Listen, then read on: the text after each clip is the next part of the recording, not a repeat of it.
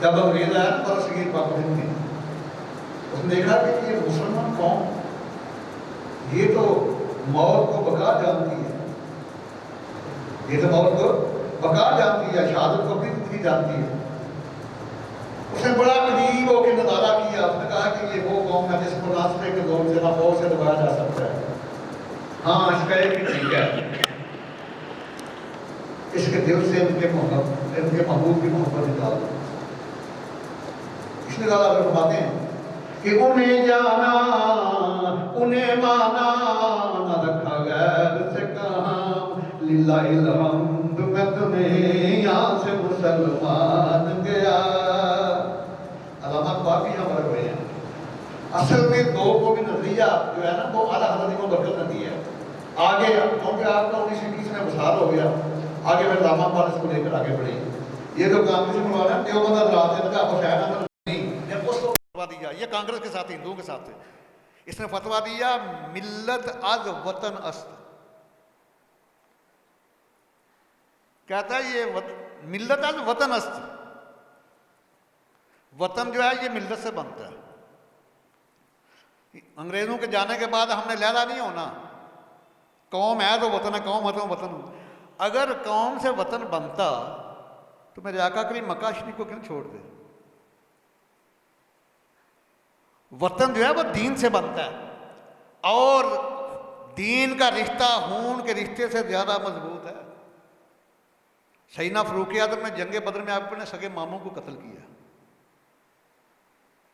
और एक और सहाबी ने अपने सगे भाई को कत्ल किया। सैयदना सिद्दीक़ अकबर का बेटा बाद में मुसलमान हुआ। अर्ज किया अब्बा जी जंग बदर में बड़ी दफ़ा मेरी तलवार के वार के नीचे आए, मैंने बाप समझ के छोड़ दिया।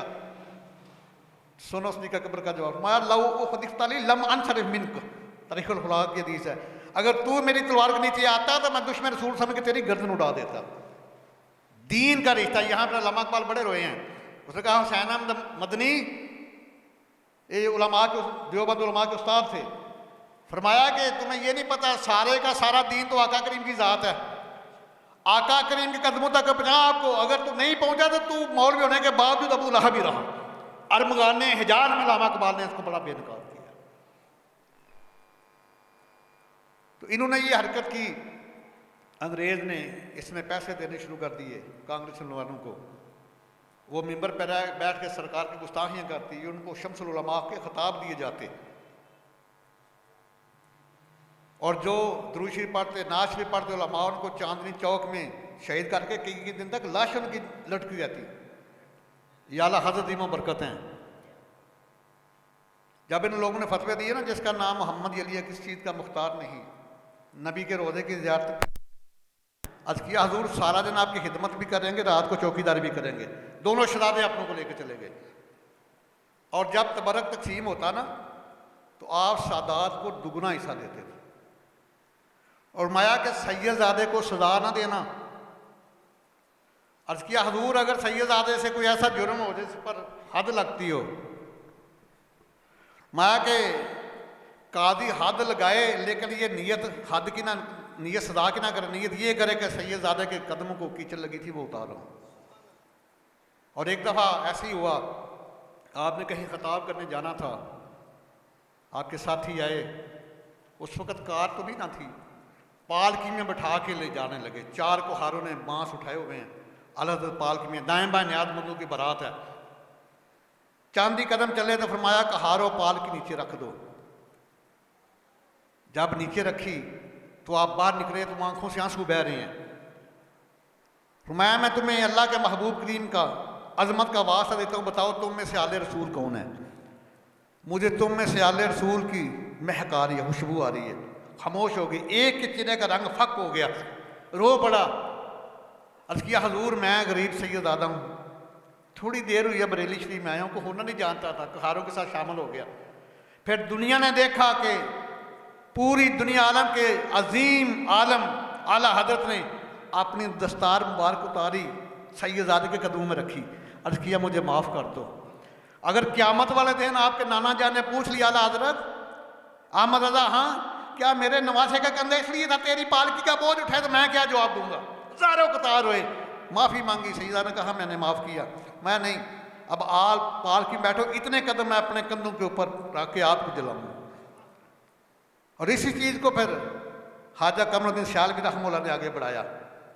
आज इमाम से गलती हो जाए तो टोकने वाले बड़े होते हैं, इन्हें ये नहीं पता कि जिसने इमाम और आलम के साथ खतीब का बुग़्ज़ रखा गैर शरई तौर पर, वो जब दुनिया से जाएगा बेईमान जाएगा, ईमान की दौलत साथ नहीं मिलेगी, इधर ही रह जाएगा।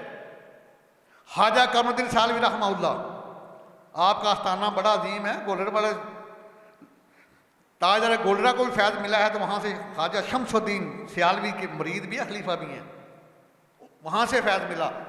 तो ख्वाजा कमरुद्दीन सियालवी रहमतुल्लाह उधर आपकी मस्जिद में एक सैयदज़ादा इमाम था, उसने जमात कराई, वाजिब रह गया, सईदा साहब ना किया। जब नमाज मुकम्मल लोगों ने बोलना शुरू कर दिया, माया भाई ठहर जाओ, ख्वाजा कमरुद्दीन सियालवी ठहर जाओ, मैं बात करता हूँ। इमाम साहब के पास गए सैयदज़ादा, पहले उनका हाथ चूमा। ख्वाजा कमरुद्दीन सियालवी ने पहले उनका हाथ चूमा, उस वक्त 100 रुपये का नोट निकाल के दिया। अर्ज़ किया हुज़ूर नमाज दोबारा नहीं पढ़ा देते, बड़ा लुत्फ़ आया। दोबारा नमाज पढ़ाई। आला हज़रत इमाम बरकत के पास एक सैयदज़ादा आया, सोने की अंगूठी पहनी हुई है, मैं कुर्बान जो वाला हज़रत तेरी तज़ीम सादात पर। अर्ज़ की शहज़ादे मेहरबानी नहीं फरमाते, ये अंगूठी मुझे अता फरमा दे। सैयदज़ादा ने अंगूठी उतारी तो आपको दे दी। जब सैयदज़ादा चला गया, जो सवाल था हल किया, मसला चले गए, तो आपने उसमें अजाफी सोना डाला और जेवर बनाकर उसकी बीवी को भेजा पार्सल, और साथ रुका भी लिखा कि सोना मर्द के लिए हराम है, बीवी के लिए जायज़ है। दुनिया को पैगाम दिया कि अज़मत आल नबी भूल न जाना लोगो, अज़मत आल नबी भूल न जाना लोगो, देख न गैर की बातों में न आना लोगो, देख न गैर की बातों में न आना लोगो, अज़मत आल नबी भूल। अल्लाह अकबर कबीरा। आला हज़रत इमाम बरकत बहुत बड़े मुफ्ती हैं, और फतावा रिज़विया की 14वीं जिल्द में आपका एक फतवा है कि अगर कोई औरत तिलावत कुरान मजीद करती है या नात खानी करती है, अगर उसकी आवाज़ गैर महरम के कानों में पहुंच गई, उसको बजाय सवाब के हराम काम का गुनाह मिलेगा, क्योंकि औरत की आवाज़ भी औरत है, आवाज़ का भी पता है। तो आपने एक और फतवा दिया उस वक़्त कि जुमे की दूसरी अजान जो है वो मस्जिद में नहीं होती, मस्जिद में वैसे अजान की इजाज़त नहीं है, ये बाहर देनी चाहिए। तो ये देवबंदी जितने थे ना कांग्रेसी मलवाने, इन्होंने आपके ऊपर FIR कटवाई उस वक़्त कि देखो ये इंतशार पैदा करते हैं, शरीयत में इसकी गुंजाइश नहीं। तो अंग्रेज़ वैसे ही आपके मुखालिफ थे, पर्चा हो गया। जब चलान गया ना कचहरी, आपने सारी उम्र अंग्रेज़ की कोर्ट को अदालत नहीं कहा, कचहरी कहा। मैं अदालत वो थी जहाँ इंसाफ मिले, जहाँ इस्तेसाल मुसलमान को, वो कचहरी है, अदालत नहीं है। जैसे आजकल हमारी कचहरी है, अदालत नहीं है। अदालत तब हो ना जब गरीब अमीर के लिए इंसाफ एक हो। भाई अमीर आदमी के लिए रात को 12 बजे भी अदालत के दरवाजे खुल जाए, तो गरीब आदमी की तीसरी जनरेशन आ जाए, दादे से बेटा पोते आ जाए, तो अभी केस ख़त्म ना हो, तो ये कैसे इंसाफ है? आपने सारी उम्र अंग्रेज़ की कोर्ट को अदालत नहीं कहा, कचहरी का है। तो जब पेशी थी, तो जो अर्दली था ना, अंग्रेज़ था मजिस्ट्रेट, उसका जो अर्दली था वो आला हज़रत का मुरीद था। जब आपकी बारी आई ना, अहम रज़ा हाँ वल्द नकी अली हाँ हाज़िर हो, तो अर्दली ने पता क्या किया, हरकारे बाहर जाके देते हैं आवाज़। उसने बाहर नहीं गया, वो अंदर ही कोर्ट के खड़े होकर ना अंग्रेज़ मजिस्ट्रेट के सामने मुंह के करके ऊंची आवाज़ में कहता है कि अहमद रज़ा हाँ वल्द नकी अली हाँ हाज़िर हो। तो मजिस्ट्रेट कहता है भाई इधर तो वैसे ही सुने, बाहर आवाज़ दो, दूर बाहर वाले भी सुने। फरमाया अल्लाह शाम रज़ा हाँ बरेली का भी यही फतवा है जुमे की जान का। उस मजिस्ट्रेट ने कहा कि अहमद रज़ा हाँ को अब ना बुलाना, वो सच्चा है। उसी वक्त केस का फैसला आपके हक कर दिया। अल्लाह ताला ने इतना कमाल आपका कुफ्ते आपसे अता किया हुआ था। तो ये आला हज़रत इमाम बरकत को ये मकाम हासिल है। एक बंदा आया, उसने तो क्या हुजूर, क्या सजदा तज़ीमी जायज़ है? सजदा बादो तो वैसे राम है ना, सजदा तज़ीमी साहब को तुम्हें था, जैसे यकूब अलैहिस्सलाम ने यूसुफ अलैहिस्सलाम अपने बेटे को सजदा किया।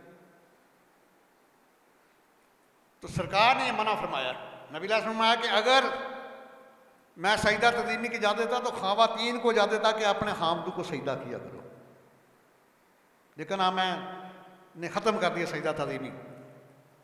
तो आपने 150 दलाइल दिए हैं सजदा तज़ीमी के ना होने के बारे में, 150 दलाइल दिए।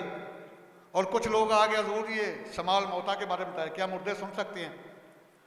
आला हज़रत ने 77 हदीस मुबारका से 400 दलाइल दिए कि कब्र वाले सुनते हैं,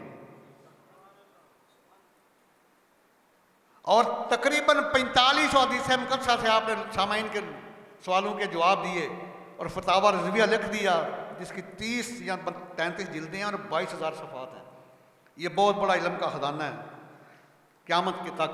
और मज़ेदार की बात है, क्योंकि आप जो बैयत थे वो सैयद आले रसूल मार हरवरी के थे, आले रसूल थे, उनका नाम ही आले रसूल है, सैयदज़ादे हैं। तो आपसे पूछा गया, हजूर अगर क़यामत वाले दिन अल्लाह ने पूछा कि आले रसूल क्या लाया है, दुनिया में तुम्हें भेजा था अपने महबूब, मेरे महबूब का दुनवासा दुनिया से क्या लाया है? तो आले रसूल जवाब देते हैं, मैं अल्लाह की बारगाह में अर्ज़ करूँगा शाह अहमद रज़ा खां को लाया हूँ। दिन क़यामत के जब पूछेगा खुदा, ए आले रसूल तू लाया है क्या? अर्ज करूँगा लाया हूँ अहमद रज़ा, या खुदा ये अमानत सलामत रहे, मसल के आला हज़रत सलामत रहे, सलामत रहे ताकि आमत रहे, मसल के आला हज़रत सलामत रहे, सलामत रहे ताकि आमत रहे।